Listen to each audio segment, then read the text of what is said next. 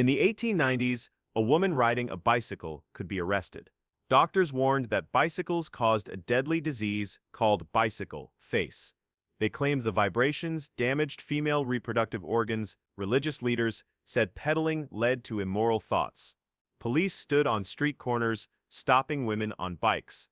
But the women didn't stop. They kept riding in secret, risking scandal and arrest, until the entire medical establishment was forced to admit they were wrong. Before we uncover this story, please take a moment to subscribe to the channel and don't forget to hit the like button. Your support helps us bring more forgotten stories like this to light. Now let's dive in together and discover how this bicycle ban was born, why it gripped an entire generation in fear, and how ordinary women brought it crashing down. London, 1895.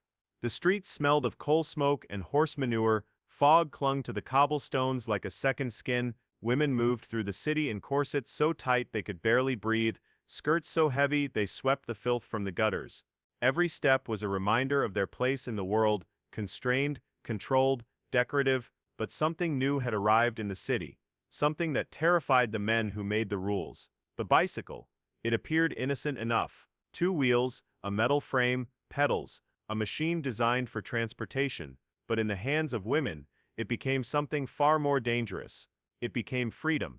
The first women who dared to ride did so cautiously, nervously, as if they were committing a crime, and in many ways they were, not officially, not yet, but society had already decided that a woman on a bicycle was a threat to everything decent and proper. Newspapers printed cartoons, showing women on bikes with wild, distorted faces. Doctors wrote stern articles warning of the medical catastrophes that awaited any woman foolish enough to mount such a device.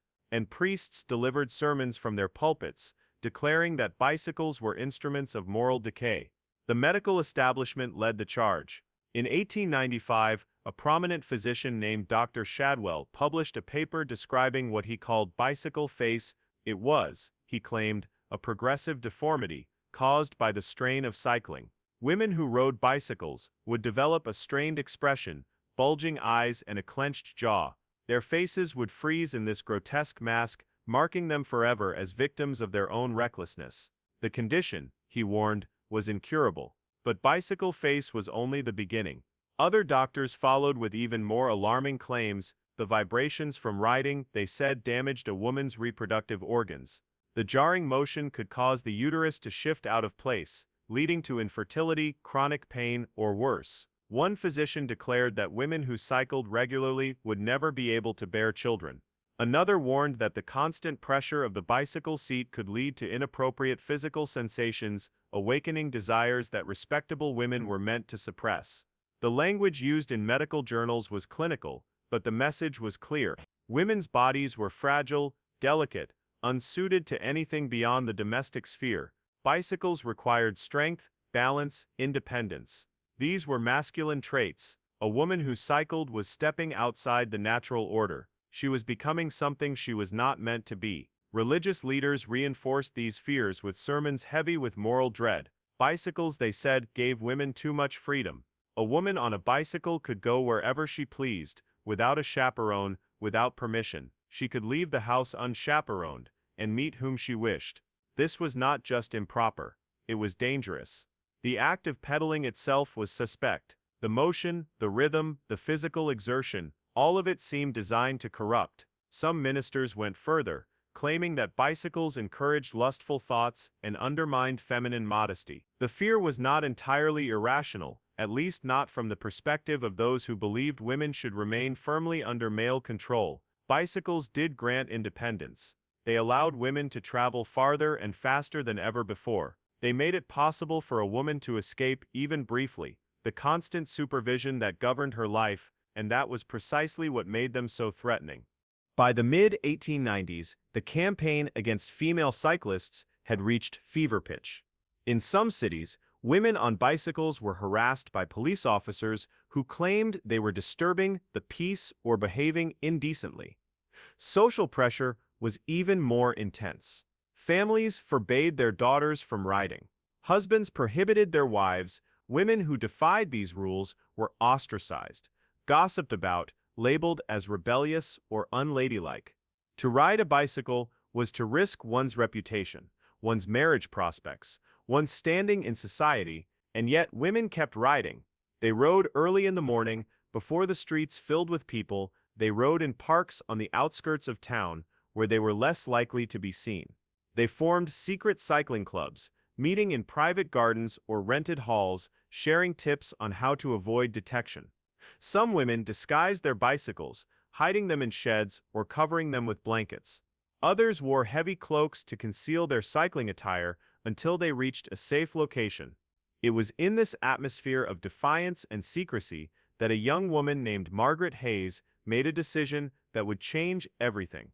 Margaret was 28 years old in the spring of 1896. She lived in a modest house on the edge of Manchester with her widowed mother and two younger sisters. She worked as a clerk in a textile office, a respectable position for a woman of her class, though it paid far less than her male counterparts earned for the same work. Margaret was quiet, methodical, and careful. She had spent her entire life following the rules. She attended church every Sunday. She dressed appropriately. She never spoke out of turn. But she was also deeply, quietly exhausted by the weight of expectations that had been placed on her since birth. One afternoon, Margaret saw a bicycle leaning against a shop window. It was painted a deep green, with elegant curved handlebars, and a leather seat worn smooth from use. A small sign attached to it read, "For sale." Margaret stood there for a long time, staring at the machine.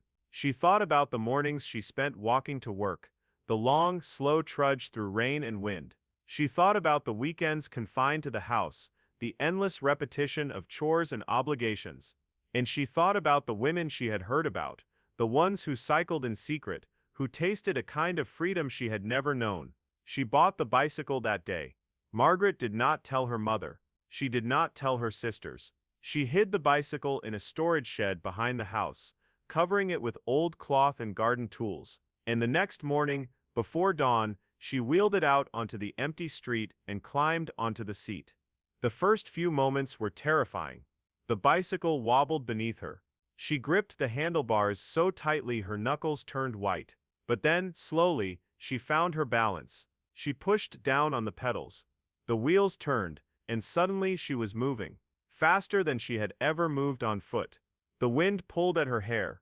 The world blurred past her. For the first time in her life, Margaret felt what it was like to be truly free. She rode every morning after that. She woke before sunrise and slipped out of the house while her family slept. She cycled through the empty streets, past shuttered shops and silent homes, her breath forming clouds in the cold air. She learned the rhythm of the pedals, the way to lean into turns, the thrill of speed. She felt her body grow stronger, her legs more powerful, her lungs more capable. And with each ride, her fear diminished. She stopped worrying about being seen. She stopped caring what people thought, but Margaret was not the only one. Across Manchester, across England, across Europe and America, other women were making the same choice.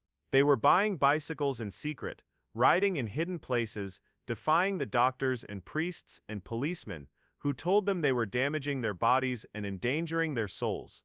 They were forming networks, sharing advice, supporting one another. They were becoming a movement.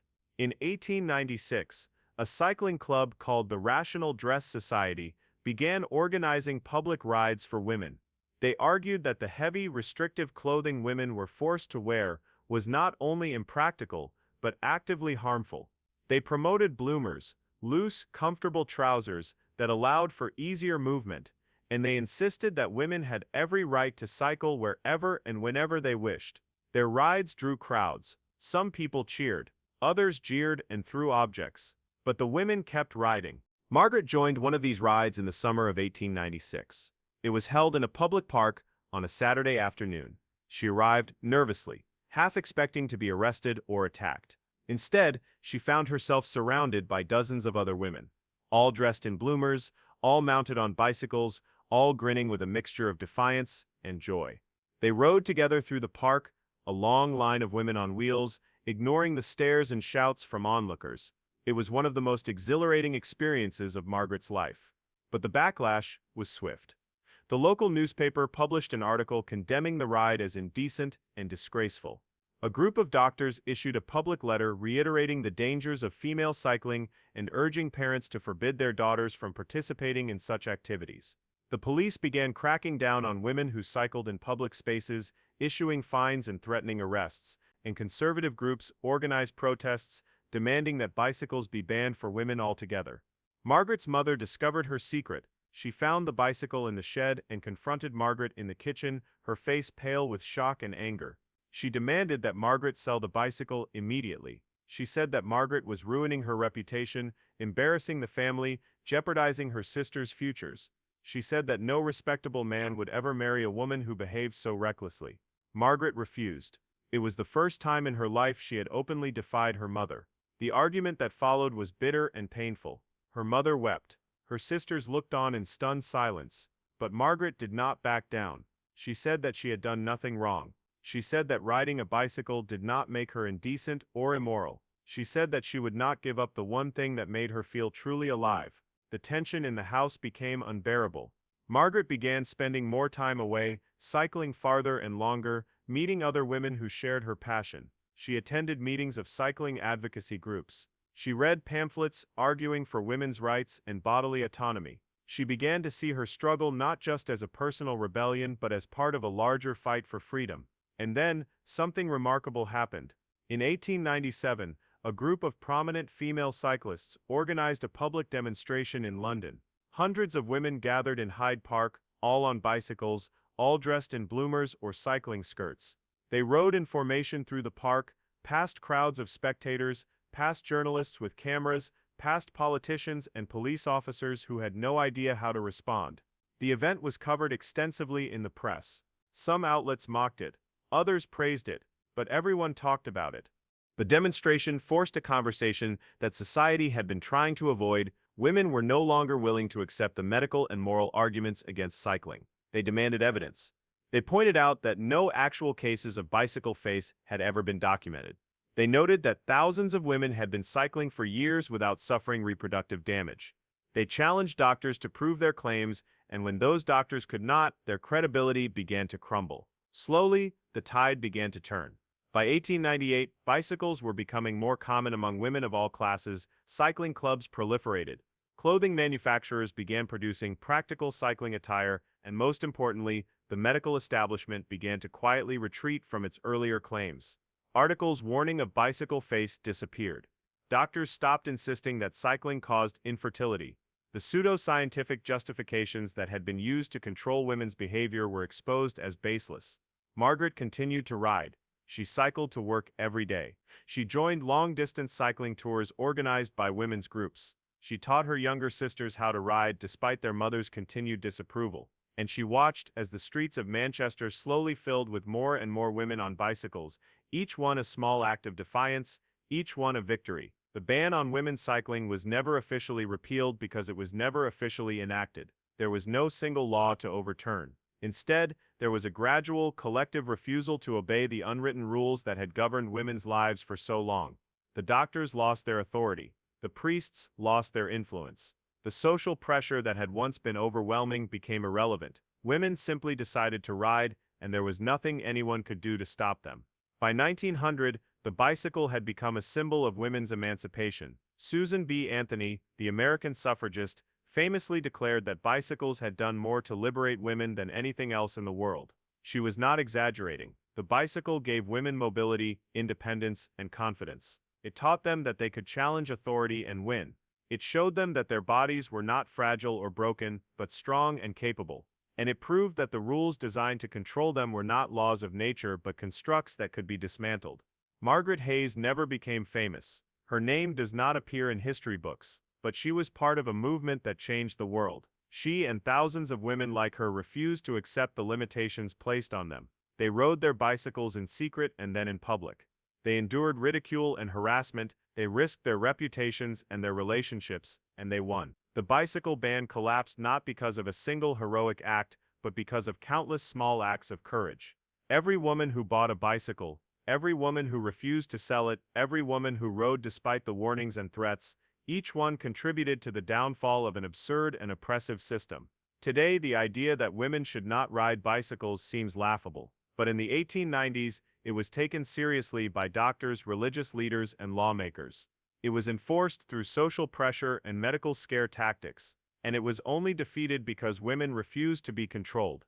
The story of the bicycle ban is not just about bicycles, it is about the countless ways societies have tried to restrict women's freedom using pseudoscience, religion, and fear as justification. It is about the courage required to challenge those restrictions even when the consequences are severe. And it is a reminder that progress is never inevitable. It is fought for, pedal, by people who refuse to accept the world as it is and who insist on making it better. Margaret Hayes rode her bicycle every day for the rest of her life. She never married, she never apologized. And when she died in 1943, at the age of 75, her bicycle was found in her shed, still green, still waiting for its next ride. The bicycle ban is long gone, but the lesson remains. Every generation has its absurd rules, laws, and social norms that seem unbreakable until someone dares to break them. It makes you wonder, what restrictions do we accept today that future generations will look back on and shake their heads in disbelief? If this story made you think, hit that like button and let me know in the comments. What modern rule do you think will seem ridiculous in 100 years? And if you want to hear more forgotten stories of rebellion and change, subscribe to the channel. History is full of moments like this, small acts of courage that changed everything. Let's keep uncovering them together.